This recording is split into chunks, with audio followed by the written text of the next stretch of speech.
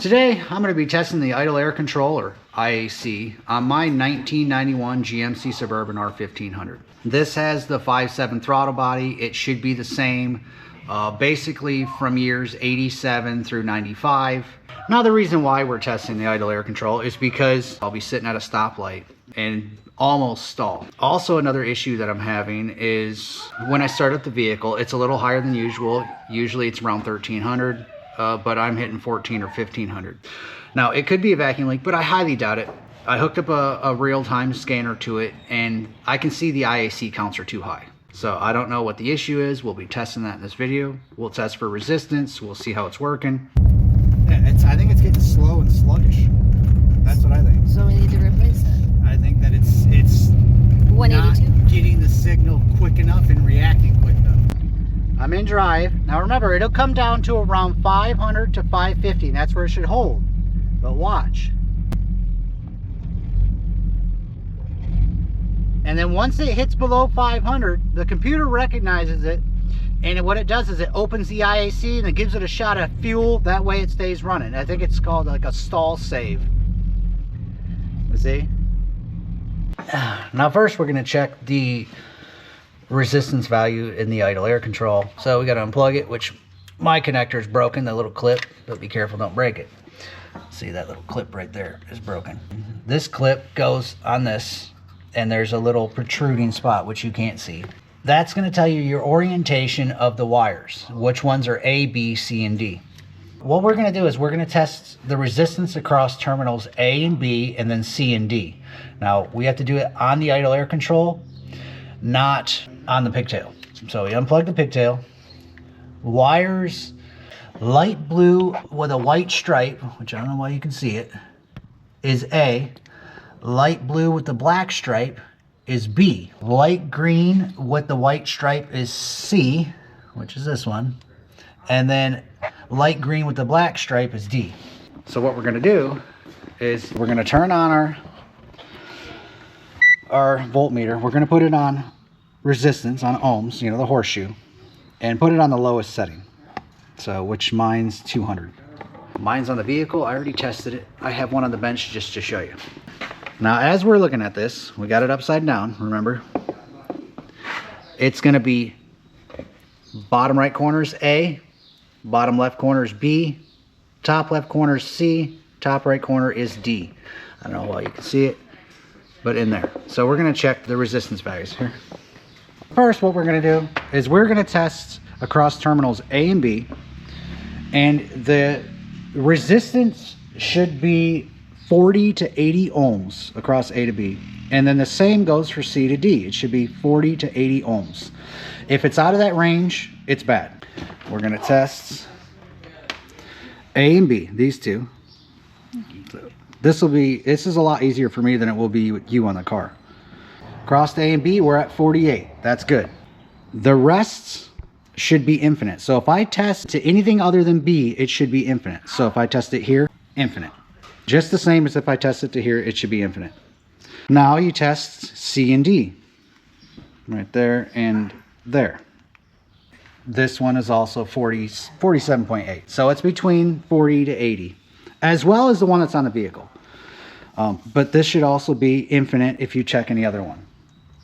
So we know that this one, the resistance is good. Okay, now that we have the resistance values checked and we know that they're good, it's time to clean the IAC. Now, me personally, I'm just going to replace mine because they're cheap enough and I have a spare sitting in the box. But if you want to clean it, feel free. Usually the IAC does not go bad electronically. It is common for it to get dirty and stick though. The IAC uses short pulses of electricity to move its position. If the IAC is sticking, the IAC counts will be off because the computer does not actually know the position of the IAC. The ECM, however, does track the commands and the pulses that it sends, but it just assumes that the IAC has moved with every command. It doesn't actually know if it does. Now that we know the resistance is good at that, we're going to have to wind up taking this idle air control out. But before we do that, down in here, right down in there. So you got this big area, and then there's a hole that goes towards the idle air control. And right now we cannot see the pintle protruding into the hole. Now to make that go in, what we do is go to your ALDL, your assembly line diagnostics link. And you want to short the terminals A and B. A is the top right corner. That will be ground. B, which is right next to it, will be the diagnostics terminal. Take a good old paper clip, shove it in there. Come on, little fella. Okay, we know it's in there, say. Those are shorted out. And what we're gonna do is we'll put the key in, turn the ignition on, do not start it. Do not start it. We're just putting the key in and turning it on. And what that's gonna do is that's gonna put the IAC fully extended, and now the computer is gonna learn where the point of zero is. So, see, key on. You hear that buzzing sound, that's normal. What you're hearing is the IAC. Now, if you look down in there, in this port, you can actually see the pintle protruding into this hole. And we know it's completely zeroed out. Now the computer knows where the idle air control is and where zero is. And then you unplug it. And now it will stay fully extended so we can unscrew it and assess the issue. Now that the IAC is unplugged and already ready, disconnect the battery. All right, there, battery disconnected. Look. Yeah. This size for the idle air control is 1 1/4. Now, if you're like a normal person and you don't have a wrench like that, just use a crescent wrench or something. That should be fine. Now, be careful when you're taking this off so you don't damage the pintle or something else. I just using an adjustable wrench. This has already been messed with before, so the 1 1/4 doesn't fit properly. Just be careful when you take it out. Now I see this has thread sealant on it. I don't know what they used. Be careful taking it out. See, it's fully extended. Don't forget, there's a gasket sitting on it. Do not leave that gasket on there. You're gonna want to check in there, in the hole, to make sure it looks good. I'll have to get closer and take a look and then let you know. I don't see any damage in there. See, it looks good in there. I've seen them where they were damaged or the threads were eaten. If you're not laying across the entire motor, you're not doing it right. Exactly. As you can see, the one that I took out is fully extended, and the one that I'm about to put in is not. Now, this one is the AC1T. It's the AC1T, and this, well, I don't know what this specific one is, but my other used one was an AC1 right there. From what I understand, it's just the T could be a newer, updated version, or, you know, it could be for a different model throttle body. Regardless, it should be the same though. Now we're gonna add some throttle body cleaner in a bowl. We don't need a lot, just a little bit. What we're gonna do, take a little bit of throttle body cleaner on my toothbrush, and be gentle.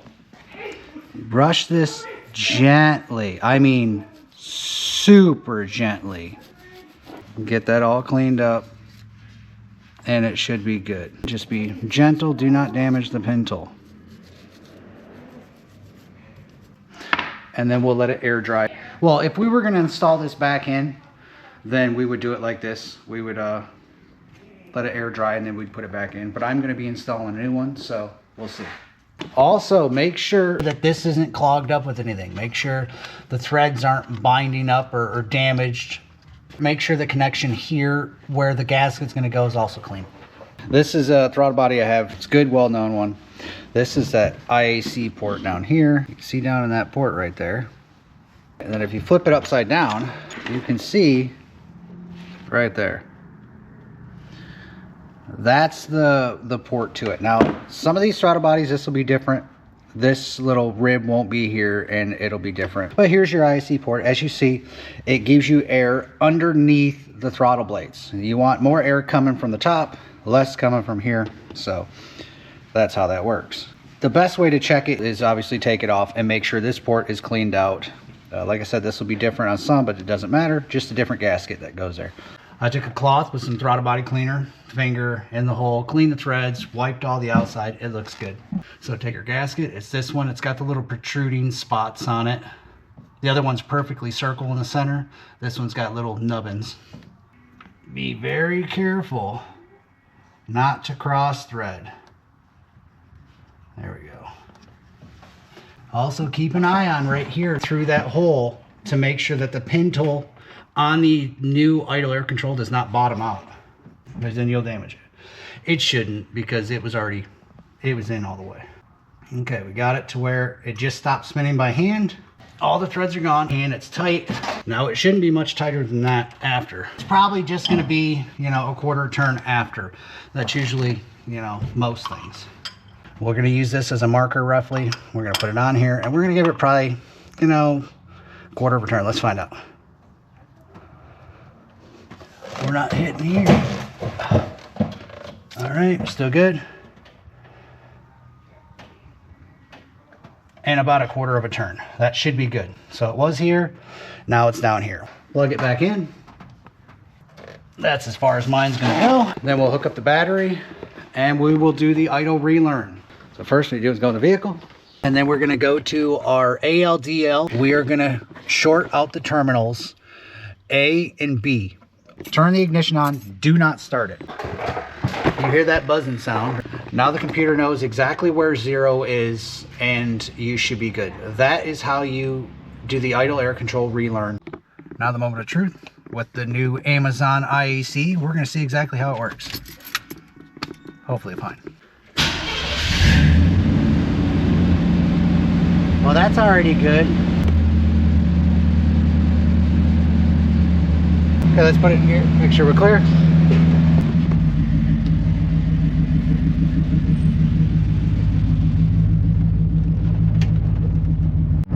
Okay, well, so far it seems fine. What's it at? 46. Okay, see, under 50. Under 50 is acceptable while cruising. Obviously still at off throttle. At idle, you should be, you know, under 20. But while cruising, it shouldn't be at 80, 90, 100, unless you're hitting the gas. Okay, it should go to about 550, and it should hold there. It shouldn't fluctuate at all. Well, it's been over a minute and it still hasn't done it, so I'm assuming it's fixed. Only time will tell. If you enjoyed this video, please consider liking or subscribing. It doesn't cost you a thing, and every week or two you get free content to watch.